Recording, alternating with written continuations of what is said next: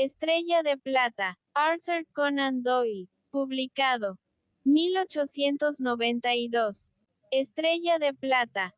Me temo, Watson, que tendré que irme, dijo Holmes, mientras nos sentábamos juntos a desayunar una mañana.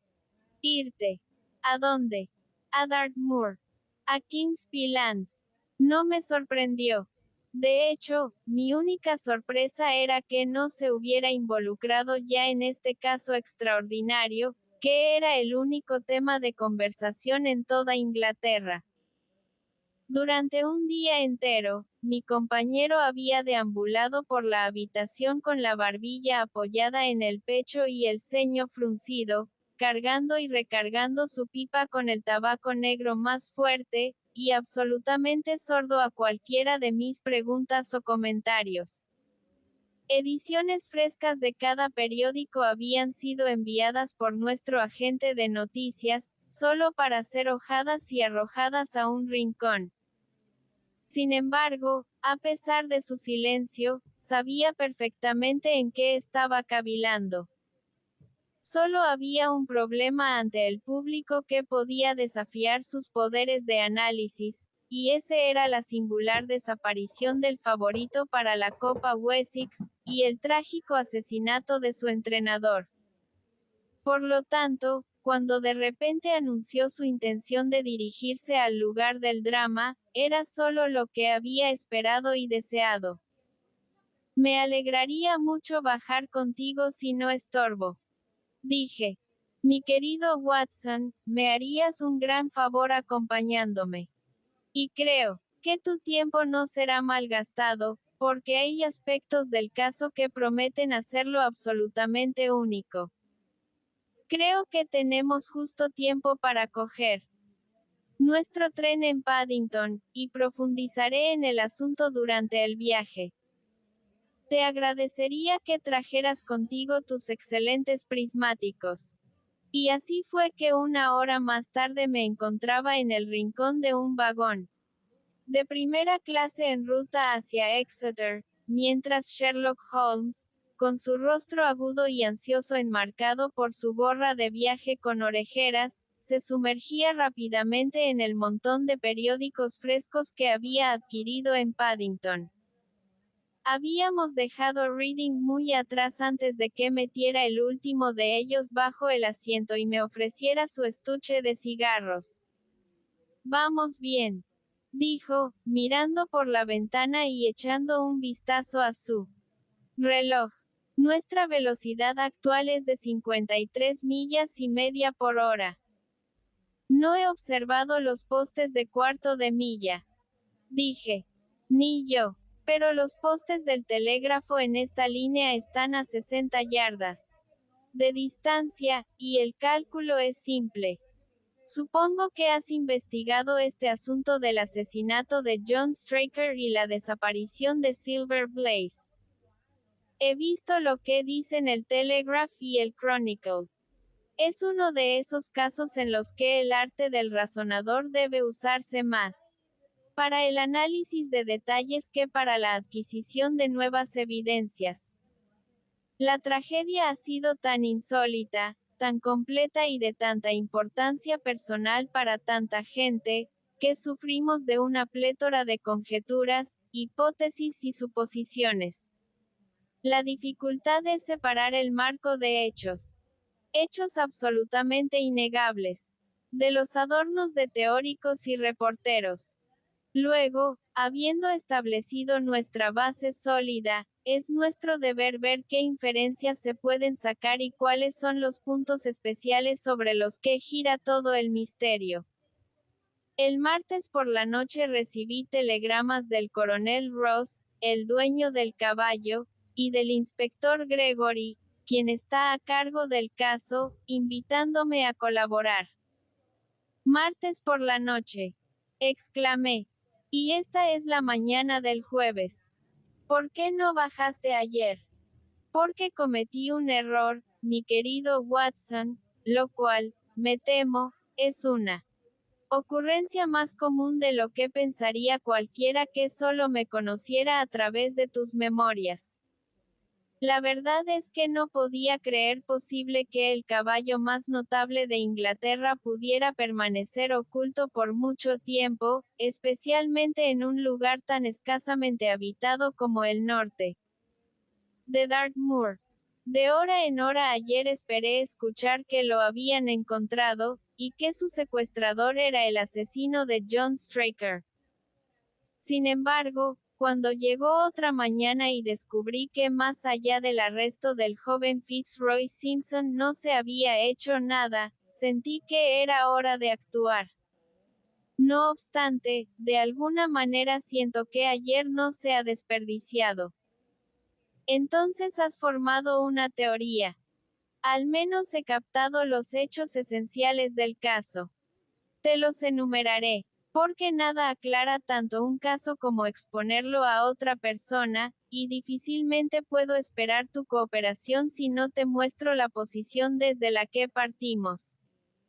Me recliné contra los cojines, fumando mi cigarro, mientras Holmes, inclinado hacia adelante, con su largo y delgado dedo índice marcando los puntos en la palma de su mano izquierda, me daba un resumen de los eventos que habían llevado a nuestro viaje. Silver Blaze, dijo, es de la línea Somomi, y tiene un historial tan brillante como su famoso antepasado. Ahora tiene 5 años, y ha traído sucesivamente cada uno de los premios del Turf al coronel Ross, su afortunado dueño. Hasta el momento de la catástrofe, era el primer favorito para la Copa Wessex, con una apuesta de 3-1 a su favor. Siempre ha sido un gran favorito del público de las carreras, y nunca los ha decepcionado, por lo que incluso con esas probabilidades se han apostado sumas enormes sobre él. Es obvio, por lo tanto, que había muchas personas con el más fuerte interés en evitar que Silver Blaze estuviera allí en el momento de la carrera el próximo martes. El hecho fue, por supuesto, apreciado en Kings Land, donde se encuentra el establo de entrenamiento del coronel. Se tomaron todas las precauciones para proteger al favorito. El entrenador, John Straker, es un jockey retirado que montó con los colores del coronel Ross antes de volverse demasiado pesado para la balanza. Ha servido al coronel durante 5 años como jockey y durante 7 como entrenador, y siempre se ha mostrado como un servidor celoso y honesto. Bajo su mando estaban 3 muchachos. Ya que el establecimiento era pequeño, con solo 4 caballos en total. Uno de estos muchachos se quedaba cada noche en el establo, mientras los otros dormían en el desván. Los 3 tenían excelentes referencias. John Straker, que está casado, vivía en una pequeña villa a unos 200 metros de los establos. No tiene hijos, tiene una sola sirvienta y vive cómodamente. El campo alrededor es muy solitario, pero a media milla al norte hay un pequeño grupo de villas que han sido construidas por un contratista de Tavistock para el uso de inválidos y otros que deseen disfrutar del aire puro de Dartmoor. Tavistock se encuentra a 2 millas al oeste, mientras que al otro lado del páramo, también a unas 2 millas de distancia, está el mayor establecimiento de entrenamiento de Mapleton, que pertenece a Lord Backwater y es gestionado por Silas Brown. En cualquier otra dirección, el páramo es un completo desierto, habitado solo por algunos gitanos errantes. Esa era la situación general el lunes por la noche cuando ocurrió la catástrofe. Esa noche, los caballos habían sido ejercitados y abrevados como de costumbre, y los establos se cerraron a las 9 en punto. 2 de los muchachos subieron a la casa del entrenador, donde cenaron en la cocina, mientras que el tercero, Ned Hunter, permaneció de guardia. A pocos minutos después de las 9, la sirvienta, Edith Baxter, llevó su cena a los establos, que consistía en un plato de cordero al curry. No llevaba líquido, ya que había un grifo de agua en los establos, y era la regla que el muchacho de guardia no bebiera otra cosa. La sirvienta llevaba una linterna, ya que estaba muy oscuro y el camino atravesaba el páramo abierto. Edith Baxter estaba a 30 metros de los establos cuando un hombre apareció de la oscuridad y le pidió que se detuviera. Al entrar en el círculo de luz amarilla proyectada por la linterna, vio que era una persona de porte caballeroso, vestido con un traje gris de tweed, con una gorra de tela. Llevaba polainas y un bastón pesado con una perilla. Lo que más le impresionó fue la extrema palidez de su rostro y su nerviosismo. Pensó que su edad sería más de 30 que menos. ¿Puede decirme dónde estoy?, preguntó. Casi había decidido dormir en el páramo cuando vi la luz de su linterna. Está cerca de los establos de entrenamiento de Kings Peland, dijo ella. Oh, qué suerte, exclamó. Entiendo que un mozo duerme allí solo, cada noche. Quizás esa sea su cena la que lleva. Ahora estoy seguro de que no le importaría ganar el precio de un vestido nuevo, ¿verdad? Sacó un trozo de papel blanco doblado del bolsillo de su chaleco. Asegúrese de que el muchacho reciba esto esta noche, y tendrá el vestido más bonito que el dinero pueda comprar. Ella se asustó por la seriedad de su tono y corrió más allá de él hacia la ventana por donde solía pasar las comidas. Ya estaba abierta, y Hunter estaba sentado en la pequeña mesa dentro. Ella había comenzado a contarle lo que había sucedido cuando el extraño se acercó de nuevo. Buenas noches, dijo, mirando por la ventana. Quería hablar contigo. La chica ha jurado que mientras hablaba notó la esquina del pequeño paquete de papel sobresaliendo de su mano cerrada. ¿Qué asuntos tiene aquí?, preguntó el muchacho. Es un asunto que puede llenarte los bolsillos, dijo el otro. Tienes 2 caballos para la Copa Wessex, Silver Blaze y Bayard. Dame la información correcta y no saldrás perdiendo. Es cierto que con las pesas Bayard podría darle a Silver Blaze 100 yardas en 5 furlongs, y que el establo ha apostado por él. Así que eres uno de esos malditos espías, gritó el muchacho. Te mostraré cómo los tratamos en Kings Peland. Saltó y corrió al establo para soltar al perro. La chica huyó a la casa, pero mientras corría miró atrás y vio que el extraño se inclinaba por la ventana. Un minuto después, sin embargo, cuando Hunter salió corriendo con el perro, él había desaparecido, y aunque corrió alrededor de los edificios, no encontró rastro de él. Un momento, dije. El mozo de establo, cuando salió corriendo con el perro, dejó la puerta sin cerrar tras de sí. Excelente, Watson, excelente, murmuró mi compañero. La importancia del punto me golpeó tan fuertemente que envié un telegrama especial a Dartmoor ayer para aclarar el asunto. El muchacho cerró la puerta antes de salir. La ventana, debo añadir, no era lo suficientemente grande para que un hombre pudiera pasar por ella. Hunter esperó hasta que regresaron sus compañeros, cuando envió un mensaje al entrenador y le contó lo que había sucedido. Straker se emocionó al escuchar el relato, aunque no parece haber comprendido su verdadera importancia. Sin embargo, lo dejó vagamente inquieto, y la señora Straker, al despertar a la 1 de la mañana, descubrió que él se estaba vistiendo. En respuesta a sus preguntas, dijo que no podía dormir debido a su ansiedad.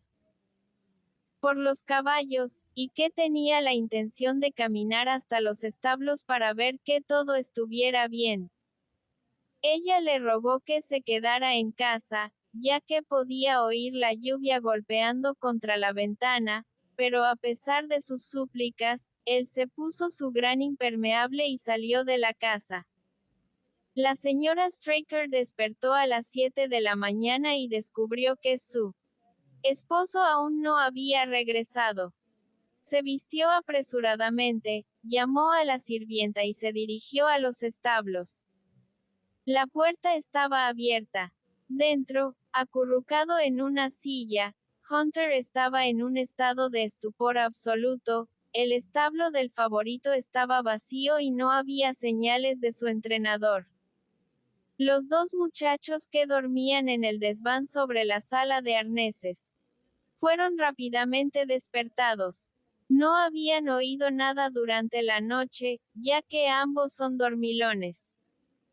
Hunter estaba obviamente bajo la influencia de una droga poderosa, y como no se podía obtener sentido de él, lo dejaron dormir mientras los dos muchachos y las dos mujeres salieron en busca de los ausentes.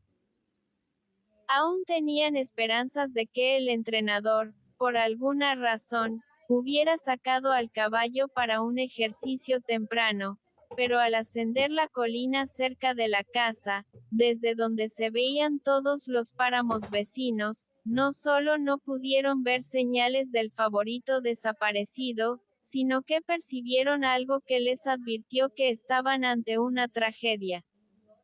A unos 400 metros de los establos, el abrigo de John Straker estaba colgando de un arbusto de aulaga. Inmediatamente más allá había una depresión en forma de cuenco en el páramo, y en el fondo de esto se encontró el cuerpo del entrenador desafortunado. Su cabeza había sido destrozada por un golpe salvaje de algún arma pesada, y estaba herido en el muslo, donde había un corte largo y limpio, evidentemente infligido por algún instrumento muy afilado. Sin embargo, estaba claro que Straker se había defendido vigorosamente de sus atacantes, ya que en su mano derecha sostenía un pequeño cuchillo, que estaba manchado de sangre hasta el mango, mientras que en su izquierda tenía un pañuelo de seda rojo y negro, que fue reconocido por la sirvienta como usado la noche anterior por el extraño que había visitado los establos. Hunter, al recuperarse de su estupor, también estaba completamente seguro de la propiedad del pañuelo. Estaba igualmente seguro de que el mismo extraño había, mientras estaba en la ventana, drogado su cordero al curry, y así privó a los establos de su vigilante.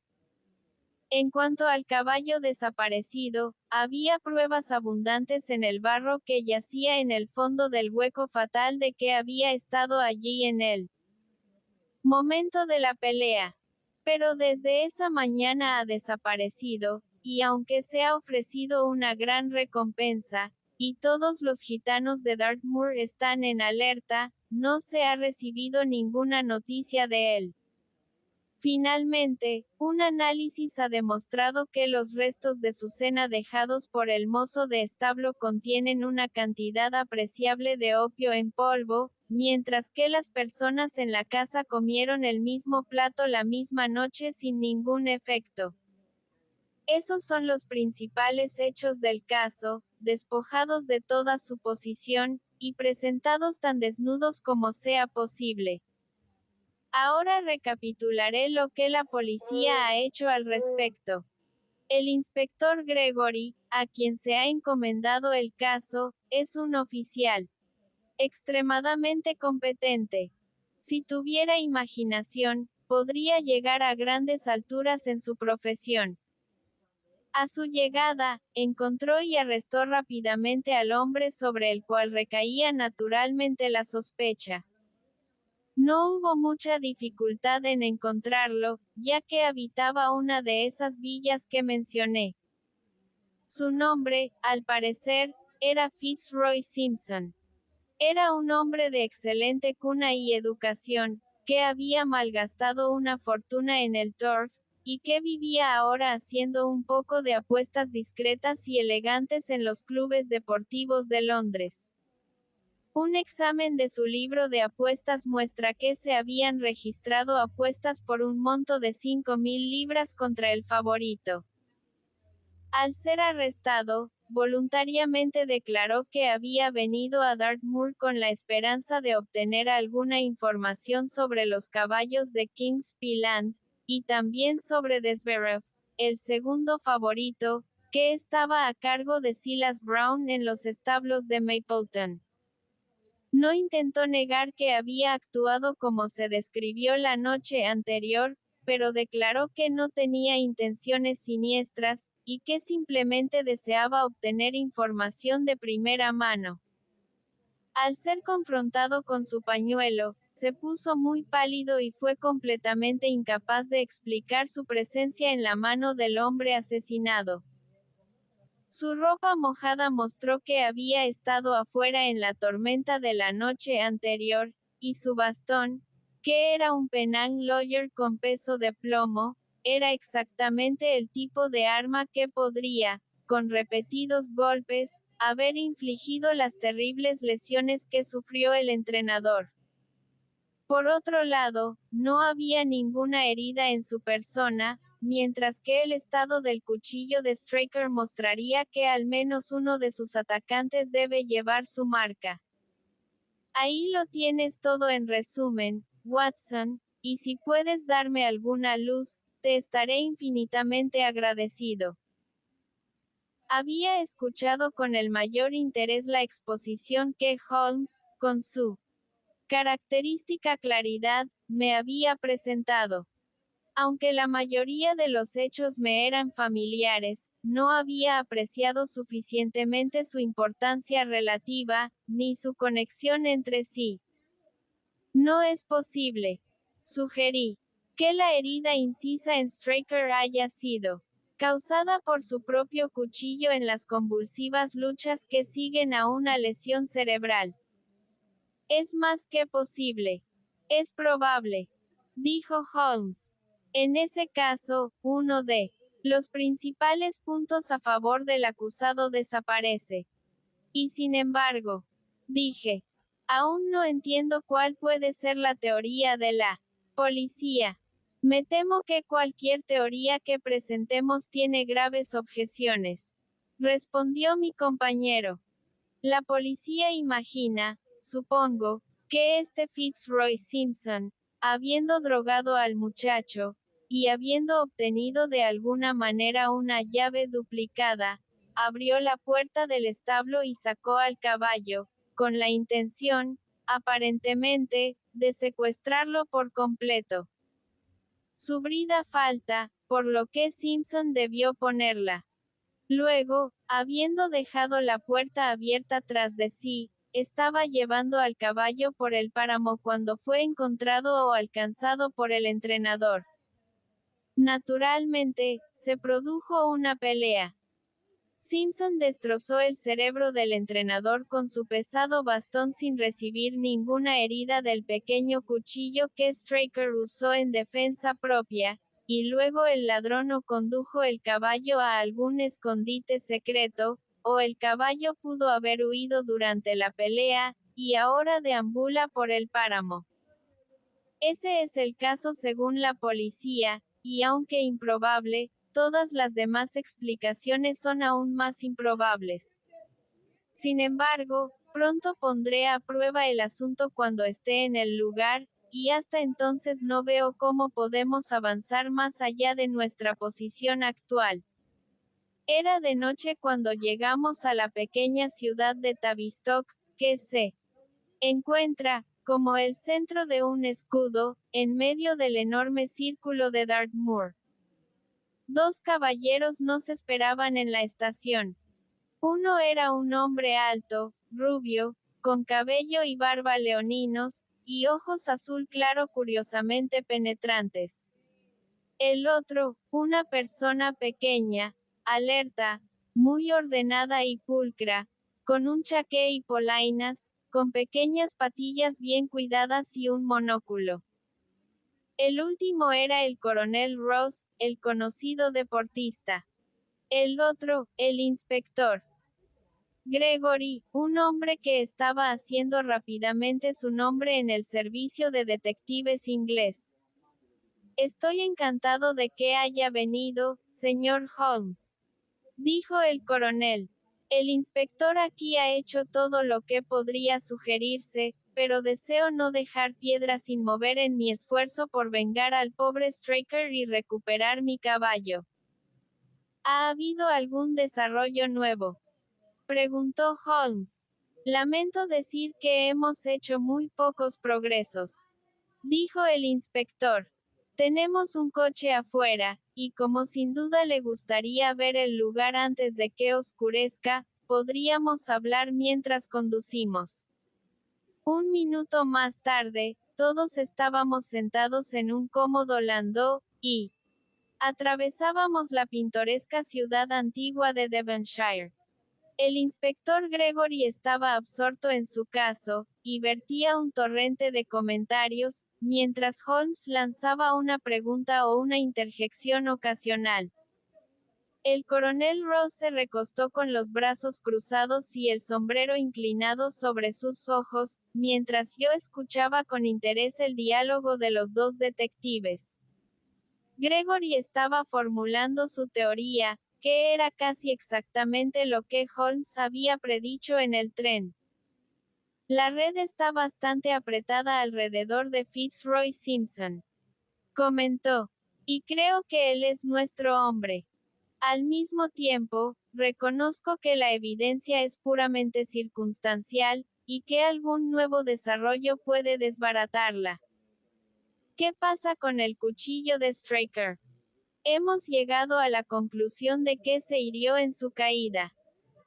Mi amigo el Dr. Watson me hizo esa sugerencia mientras veníamos. Si es así, iría en contra de este hombre Simpson. Indudablemente. No tiene cuchillo ni señal de herida. La evidencia en su contra es ciertamente muy fuerte. Tenía un gran interés en la desaparición del favorito.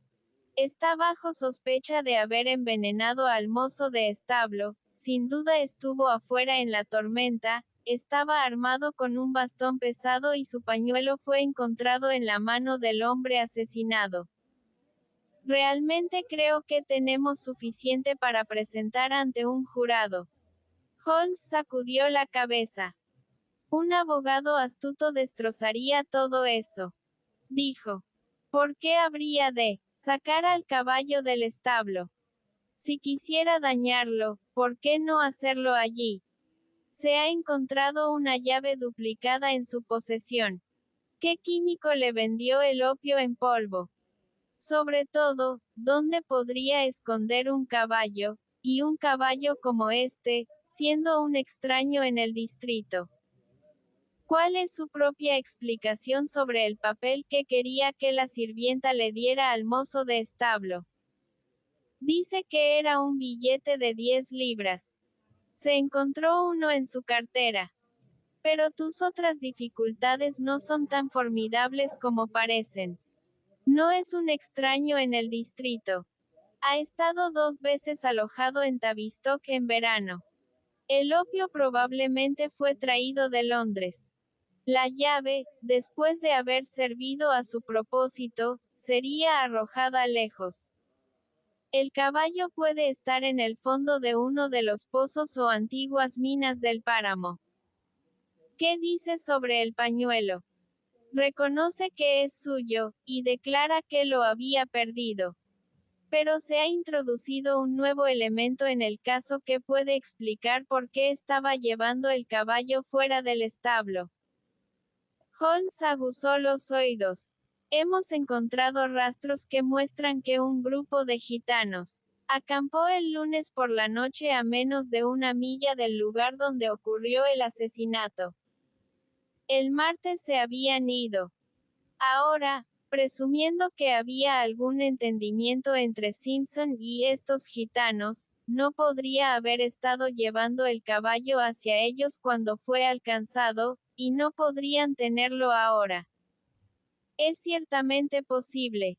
El páramo está siendo peinado en busca de estos gitanos. También he examinado todos los establos y cobertizos de Tavistock y en un radio de 10 millas. Hay otro establo de entrenamiento muy cerca, según entiendo. Sí, y ese es un factor que ciertamente no debemos descuidar. Como Zverev, su caballo, era el segundo en las apuestas, tenían un interés en la desaparición del favorito. Silas Brown, el entrenador, es conocido por haber hecho grandes apuestas sobre el evento, y no era amigo del pobre Kerr. Sin embargo, hemos examinado los establos y no hay nada que lo conecte con el asunto. Y nada que conecte a este hombre Simpson con los intereses de los establos de Mapleton. Nada en absoluto. Holmes se recostó en el carruaje, y la conversación cesó.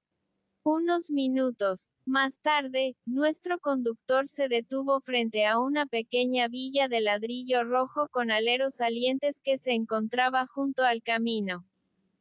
A cierta distancia, a través de un prado, se encontraba un largo edificio de tejas grises.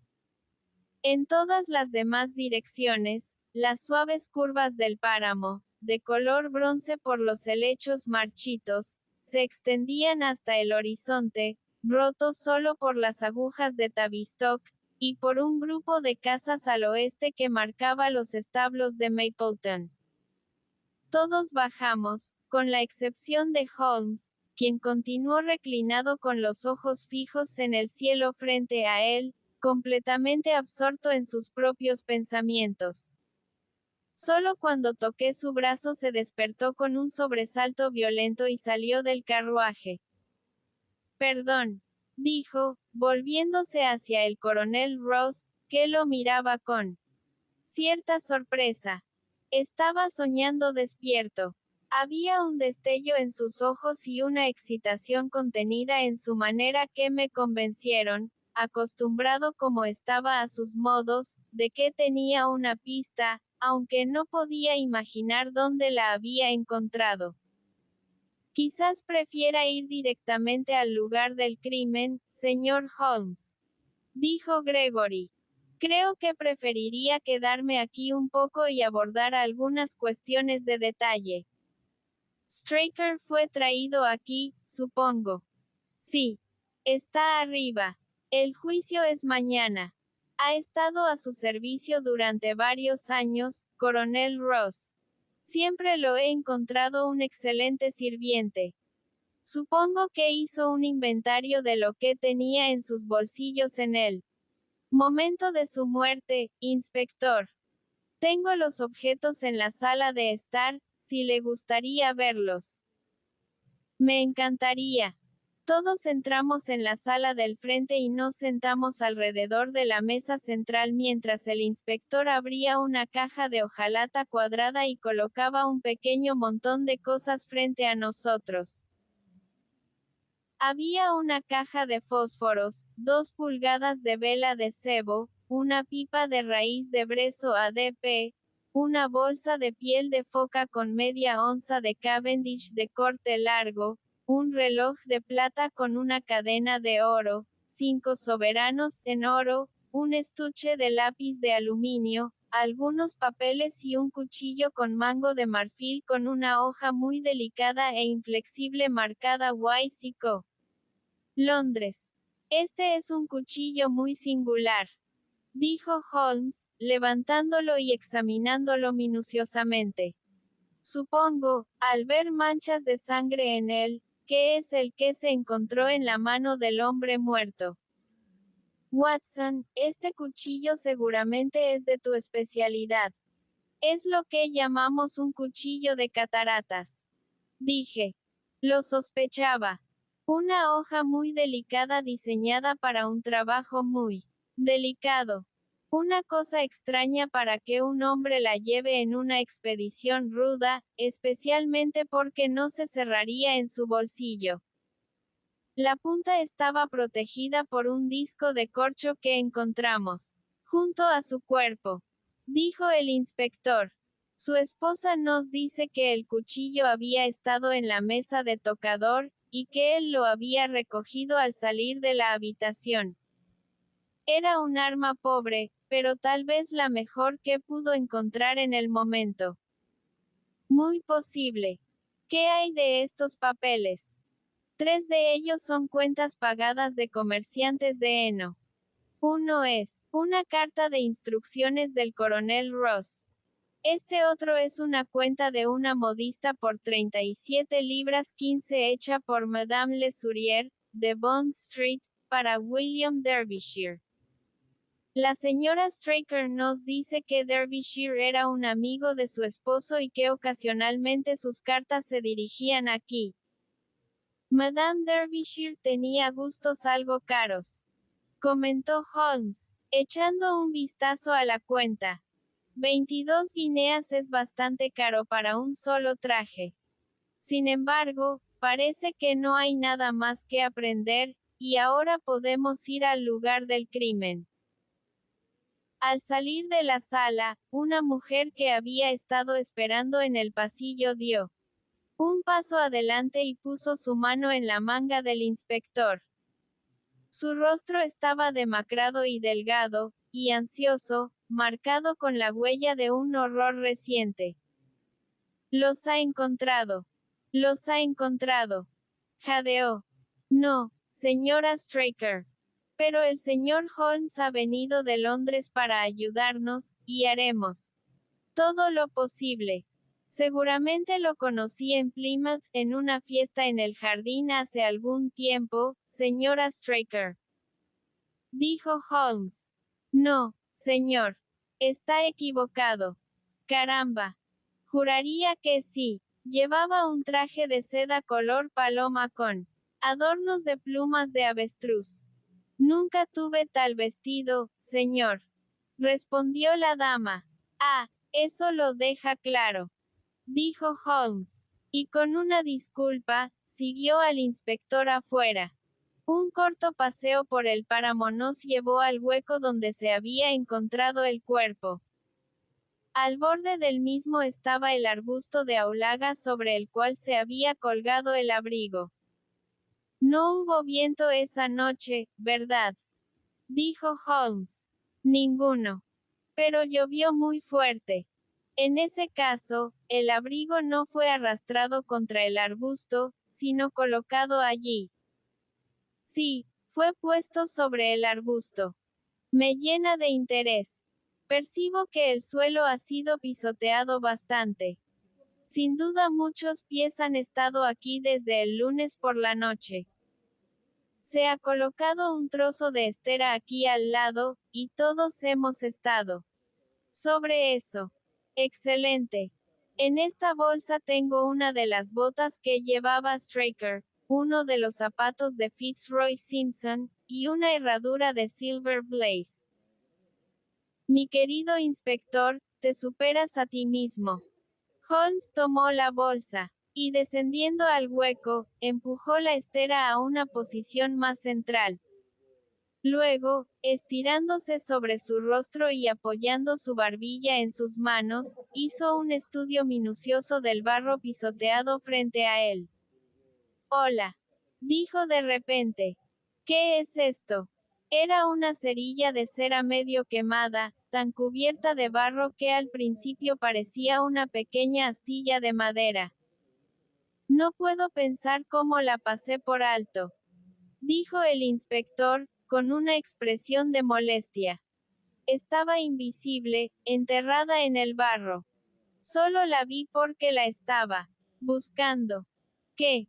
Esperaba encontrarla. Pensé que no era improbable. Sacó las botas de la bolsa y comparó las impresiones de cada una de ellas con las marcas en el suelo. Luego subió al borde del hueco y se arrastró entre los helechos y arbustos. Me temo que no hay más huellas. dijo el inspector. He examinado el suelo muy cuidadosamente durante 100 yardas en cada dirección. De veras, dijo Holmes, levantándose. No tendría la impertinencia de hacerlo de nuevo después de lo que dices. Pero me gustaría dar un pequeño paseo por el páramo antes de que oscurezca, para conocer el terreno para mañana, y creo que me llevaré esta herradura en el bolsillo por suerte. El coronel Ross, que había mostrado algunos signos de impaciencia ante el método tranquilo y sistemático de trabajo de mi compañero, miró su reloj. Desearía que volviera conmigo, inspector, dijo. Hay varios puntos sobre los que quisiera su consejo, y especialmente en cuanto a si no debemos al público retirar el nombre de nuestro caballo de las inscripciones para la copa.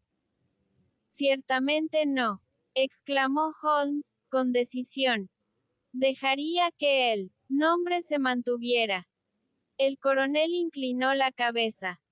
Me alegra mucho haber tenido su opinión, señor, dijo.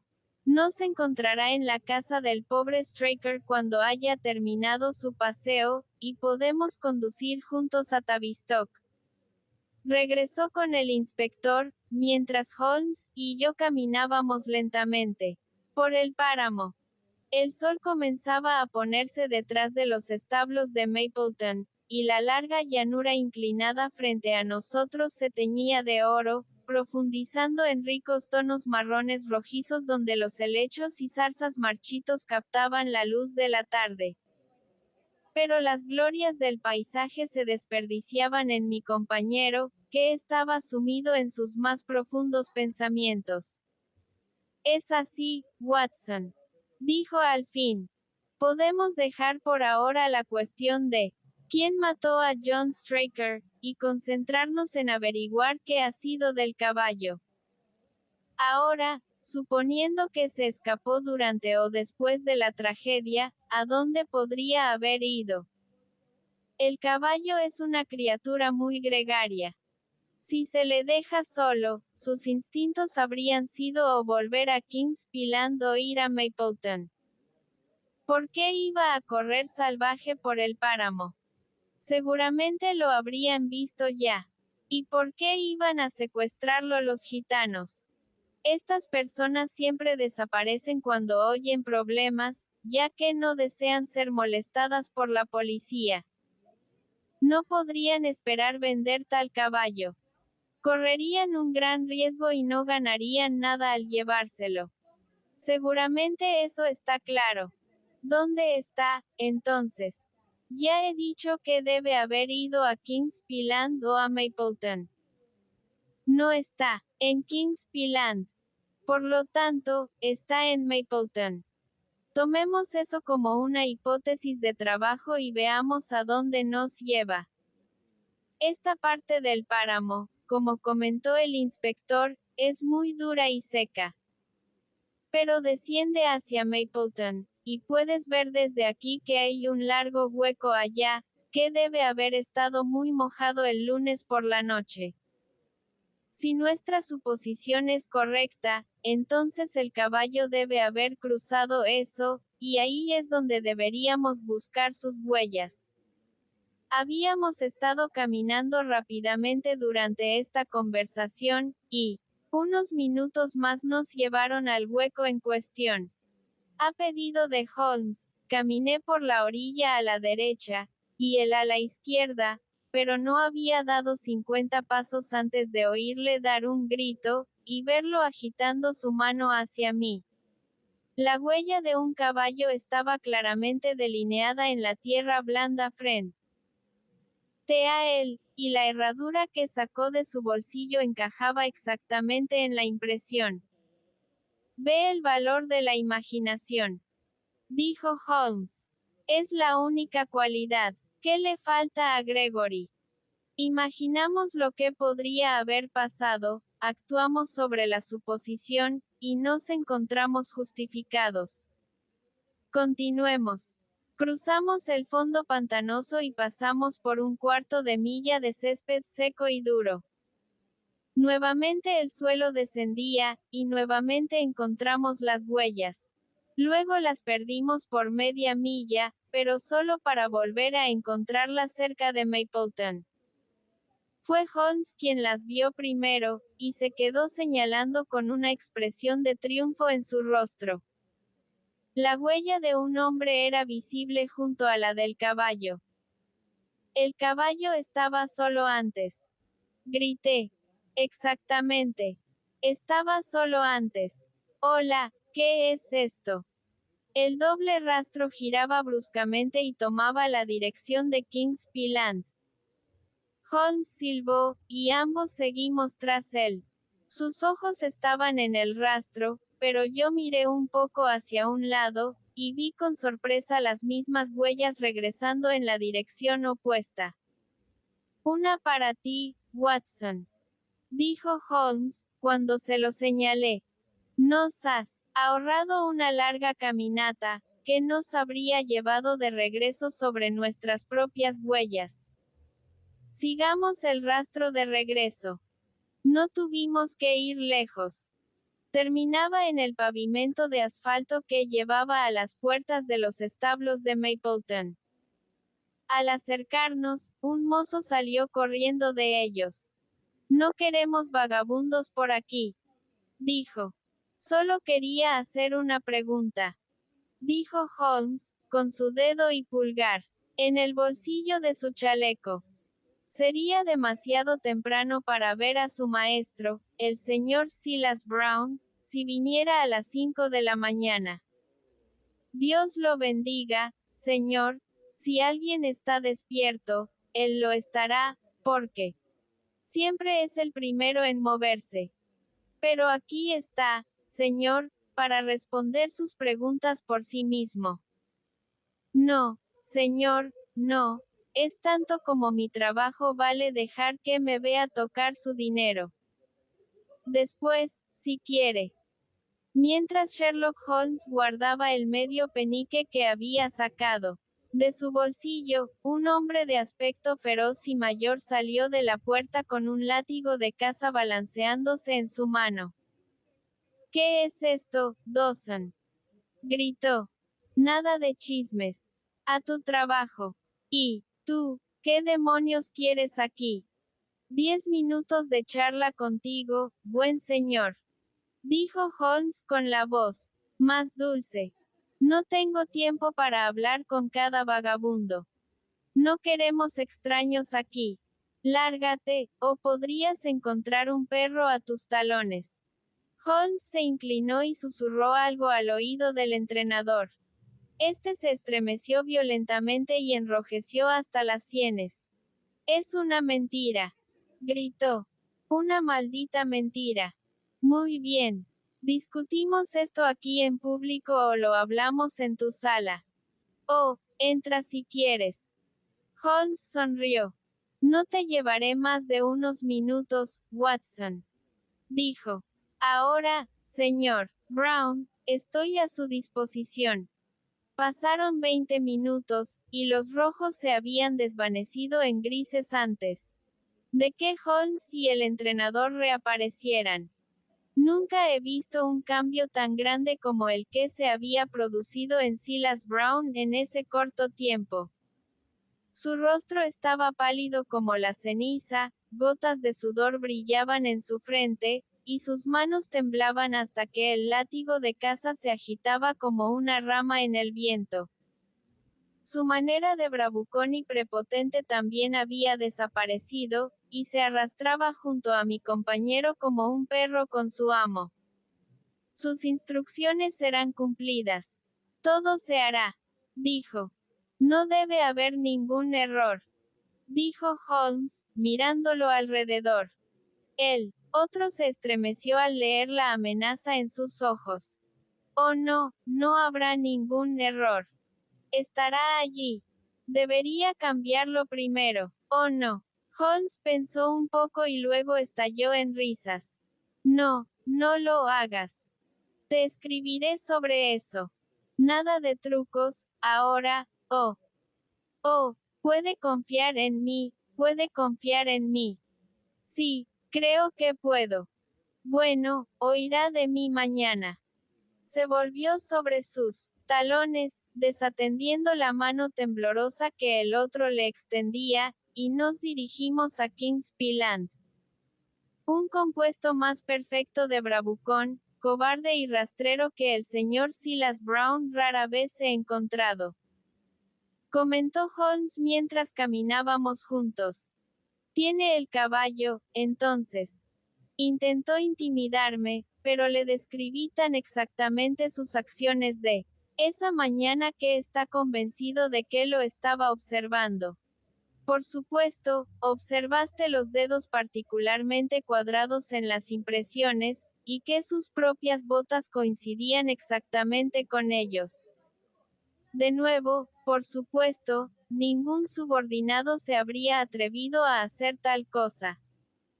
Le describí cómo, según su costumbre, fue el primero en levantarse, vio un caballo extraño vagando por el páramo. Cómo salió a él, y su asombro al reconocer, por la frente blanca que le ha dado al favorito su nombre, que la casualidad había puesto en su poder el único caballo que podría vencer al que él había apostado su dinero. Luego le describí cómo su primer impulso fue llevarlo de regreso a Kings Land, y cómo el diablo le mostró cómo podría esconder el caballo hasta que pasara la carrera, y cómo lo llevó de regreso y lo escondió en Mapleton. Cuando le conté cada detalle, se rindió y solo pensó en salvar su propia piel. Pero no se registraron sus establos. Oh, un viejo estafador de caballos como él tiene muchos trucos. Pero no tienes miedo de dejar el caballo en su poder ahora, ya que tiene todo el interés en dañarlo. Mi querido amigo, lo protegerá como la niña de sus ojos. Sabe que su única esperanza de misericordia es producirlo a salvo. El coronel Ross no me impresionó como un hombre que mostraría mucha misericordia en cualquier caso. El asunto no depende del coronel Ross. Sigo mis propios métodos, y digo tanto o tan poco como elijo. Esa es la ventaja de ser no oficial. No sé si lo notaste, Watson, pero el modo del coronel ha sido un poco arrogante conmigo. Ahora me inclino a tener un poco de diversión a su costa. No le digas nada sobre el caballo. Por supuesto que no sin tu permiso. Y por supuesto esto es solo un punto menor comparado con la cuestión de quién mató a John Straker. Y te dedicarás a eso. Al contrario, ambos regresamos a Londres en el tren nocturno. Me quedé atónito con las palabras de mi amigo. Solo habíamos estado unas pocas horas en Devonshire, y que renunciara a una investigación que había comenzado tan brillantemente era completamente incomprensible para mí. No pude sacarle una palabra más hasta que regresamos a la casa del entrenador. El coronel y el inspector nos estaban esperando en el salón. Mi amigo y yo regresamos a la ciudad en el expreso nocturno. Dijo Holmes. Hemos tenido un encantador respiro de su hermoso aire de Dartmoor. El inspector abrió los ojos, y el labio del coronel se curvó en una mueca. Así que desespera de arrestar al asesino del pobre Straker. Dijo él. Holmes se encogió de hombros. Ciertamente hay grandes dificultades en el camino. Dijo. Sin embargo, tengo todas las esperanzas de que su caballo compita el martes, y le ruego que tenga a su jockey preparado.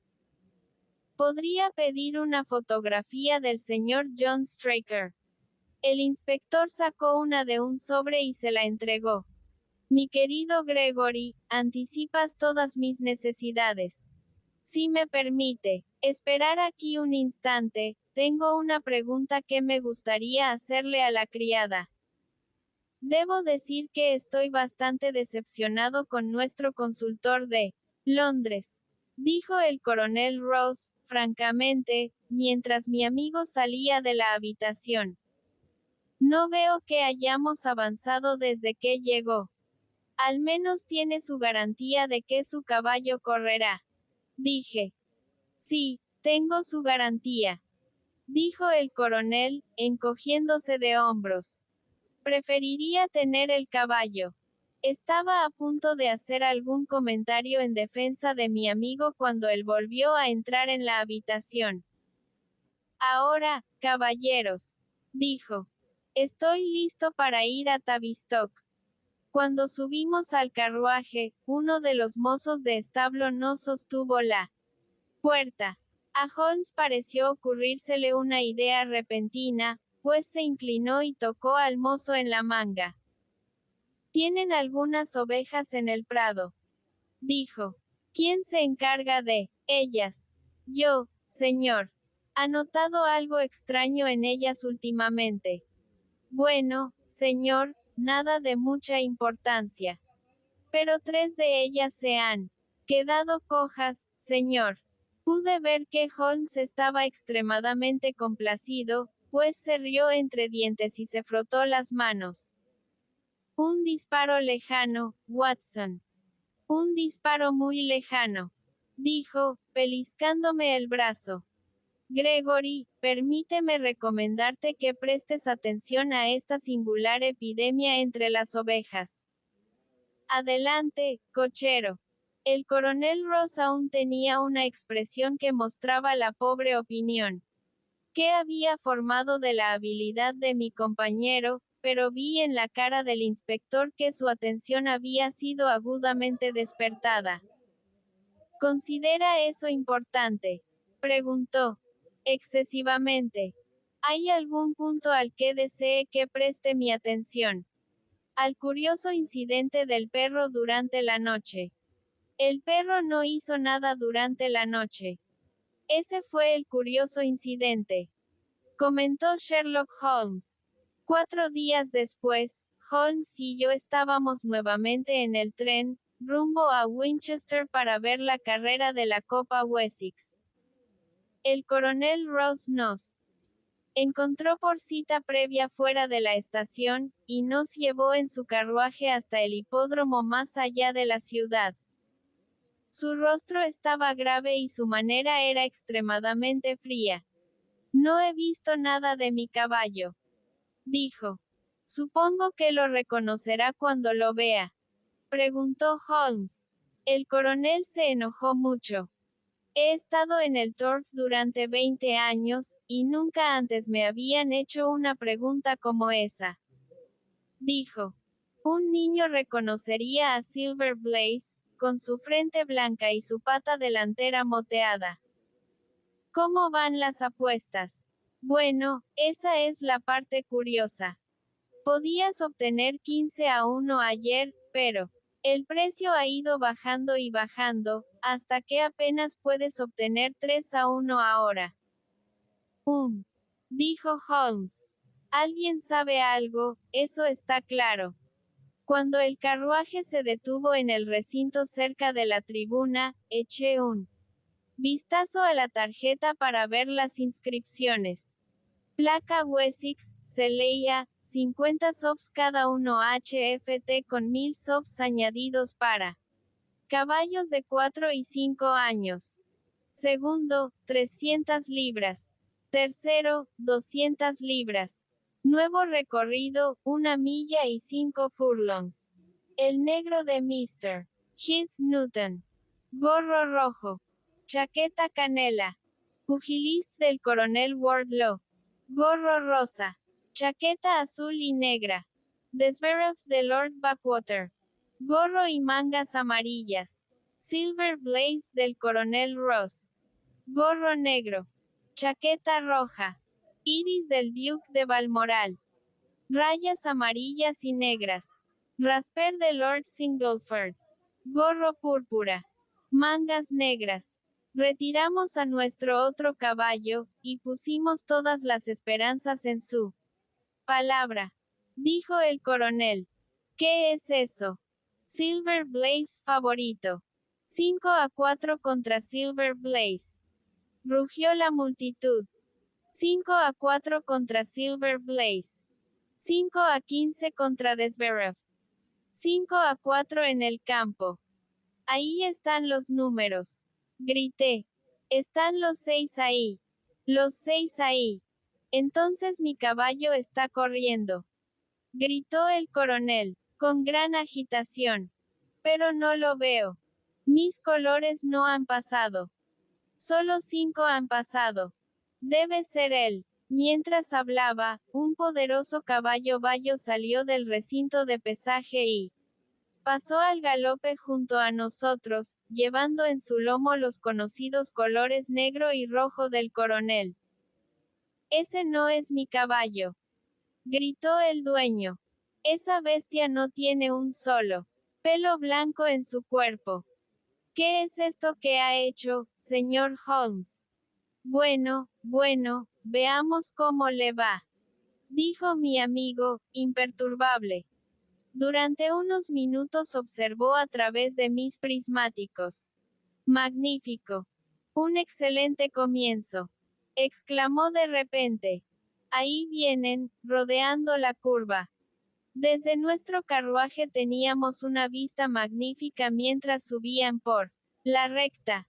Los 6 caballos estaban tan juntos que se podría haber cubierto con una alfombra, pero a mitad de camino, el amarillo del establo de Mapleton se mostraba al frente. Sin embargo, antes de que llegaran a nosotros, el impulso de Zverev se agotó, y el caballo del coronel, avanzando con fuerza, cruzó la meta con una ventaja de 6 largos sobre su rival, mientras que Iris, del Duque de Balmoral, llegaba en un mal tercer lugar. Es mi carrera, de todos modos. Jadeó el coronel, pasándose la mano por los ojos. Confieso que no puedo entender nada. ¿No cree que ha mantenido su misterio el tiempo suficiente, señor Holmes? Ciertamente, coronel, sabrá todo. Vamos a dar una vuelta y ver el caballo juntos.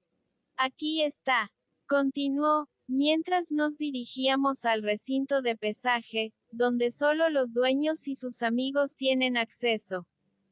Solo tiene que lavar su cara y su pata con alcohol, y verá que es el mismo viejo Silver Blaze de siempre. Me deja sin aliento. Lo encontré en manos de un estafador, y me tomé la libertad de hacerlo correr tal como fue enviado. Mi querido señor, ha hecho maravillas. El caballo se ve muy bien y en forma. Nunca ha corrido mejor en su vida. Le debo 1000 disculpas por haber dudado de su habilidad. Me ha prestado un gran servicio al recuperar mi caballo. Me haría un mayor servicio aún si pudiera atrapar al asesino de John Straker. Ya lo he hecho, dijo Holmes tranquilamente. El coronel y yo lo miramos asombrados. Lo ha atrapado. ¿Dónde está entonces? Aquí. Aquí. ¿Dónde? En mi compañía en este momento.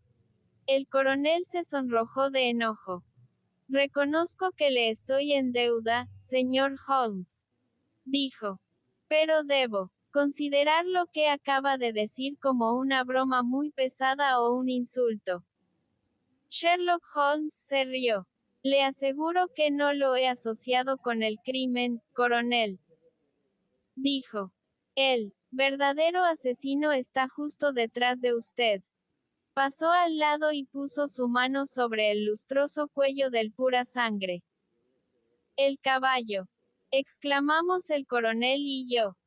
Sí, el caballo. Y puede atenuar su culpa si digo que lo hizo en defensa propia, y que John Straker era un hombre completamente indigno de su confianza. Pero ahí suena la campana, y como tengo una pequeña apuesta en la próxima carrera, dejaré una explicación detallada para un momento más oportuno. Teníamos la esquina de un vagón Pullman para nosotros solos esa noche. mientras regresábamos a Londres, y me imagino que el viaje fue corto tanto para el coronel Ross como para mí, mientras escuchábamos la narración de nuestro compañero sobre los eventos que ocurrieron en los establos de entrenamiento de Dartmoor la noche del lunes, y los medios por los cuales los había desenredado. Confieso, dijo, que cualquier teoría que hubiera formado a partir de los informes de los periódicos era completamente errónea. Y sin embargo, había indicios allí, si no hubieran sido oscurecidos por otros detalles que ocultaban su verdadero significado. Fui a Devonshire con la convicción de que Fitzroy Simpson era el verdadero culpable, aunque, por supuesto, vi que la evidencia en su contra no era de ningún modo concluyente. Fue mientras estaba en el carruaje, justo cuando llegamos a la casa del entrenador, que se me ocurrió la enorme importancia del cordero al curry. Recordará que estaba distraído, y permanecí sentado después de que todos ustedes habían descendido. Me maravillaba en mi mente cómo podía haber pasado por alto una pista tan obvia. Confieso, dijo el coronel, que incluso ahora no veo cómo nos ayuda. Fue el primer eslabón en mi cadena de razonamiento. El opio en polvo no es en absoluto insípido. El sabor no es desagradable, pero es perceptible. Si se mezclara con cualquier plato ordinario, el comensal lo detectaría sin duda, y probablemente no comería más. Un curry era exactamente el medio que disfrazaría este sabor. De ninguna manera posible este extraño, Fitzroy Simpson, podría haber causado que se sirviera curry en la familia del entrenador esa noche, y es seguramente demasiado monstruoso suponer que llegó con opio en polvo justo la noche en que se sirvió un plato que disfrazaría el sabor. Eso es impensable. Por lo tanto, Simpson queda eliminado del caso, y nuestra atención se centra en Straker y su esposa, las únicas dos personas que podrían haber elegido cordero al curry para la cena de esa noche. El opio se añadió después de que el plato se apartó para el mozo de establo, ya que los demás tomaron lo mismo para la cena sin ningún efecto. ¿Cuál de ellos, entonces, tuvo acceso a ese plato sin que la sirvienta los viera? Antes de decidir esa cuestión, comprendí la importancia del silencio del perro, porque una inferencia verdadera sugiere invariablemente otras.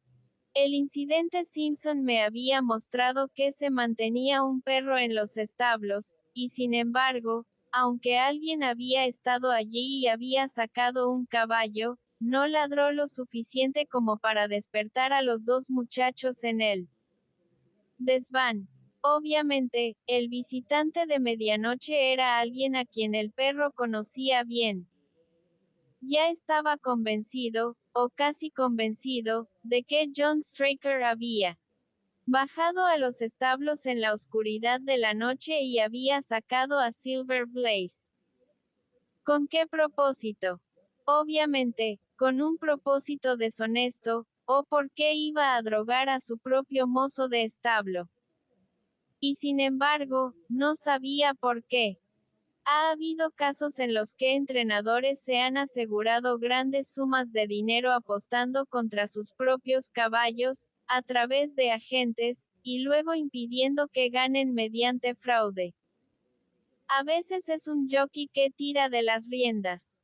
A veces es un medio más seguro y sutil. ¿Qué era aquí?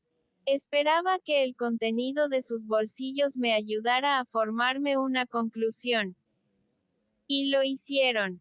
No puedes haber olvidado el singular cuchillo que se encontró en la mano del hombre muerto, un cuchillo que ciertamente ningún hombre sensato elegiría como arma.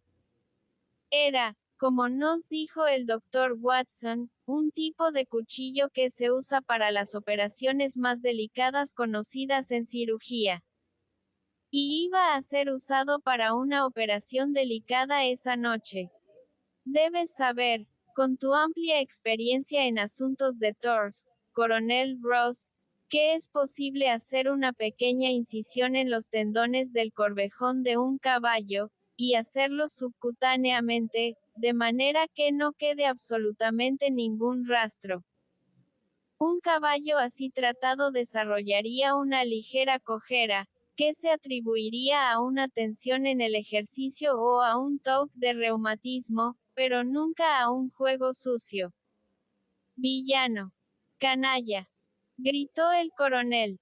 Aquí tenemos la explicación de por qué John Straker deseaba sacar al caballo al páramo. Una criatura tan vivaz ciertamente habría despertado al más profundo de los durmientes cuando sintiera el pinchazo del cuchillo. Era absolutamente necesario hacerlo al aire libre. He sido ciego, gritó el coronel. Por supuesto, por eso necesitaba la vela, y encendió el fósforo. Sin duda. Pero al examinar sus pertenencias, tuve la suerte de descubrir no solo el método del crimen, sino incluso sus motivos. Como hombre de mundo, coronel, sabe que los hombres no llevan consigo las facturas de otras personas en sus bolsillos. La mayoría de nosotros tenemos bastante con resolver nuestras propias cuentas. Concluí de inmediato que Straker llevaba una doble vida, y mantenía un segundo hogar. La naturaleza de la factura mostraba que había una dama en el caso, y una con gustos caros. Por generoso que sea con sus sirvientes, no se puede esperar que puedan comprar vestidos de paseo de 20 guineas para sus damas.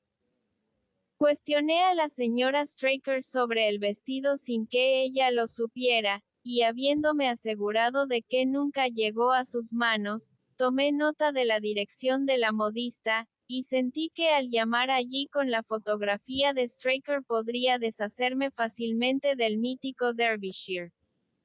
A partir de ese momento todo fue claro. Straker había sacado al caballo a un hueco donde su luz sería invisible.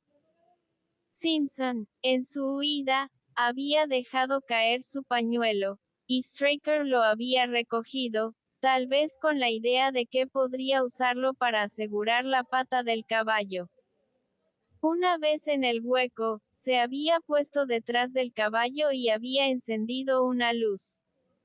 Pero la criatura, asustada por el resplandor repentino, y con el extraño instinto de los animales de sentir que se intentaba alguna maldad, había lanzado una patada, y la herradura de acero había golpeado a Straker en plena frente.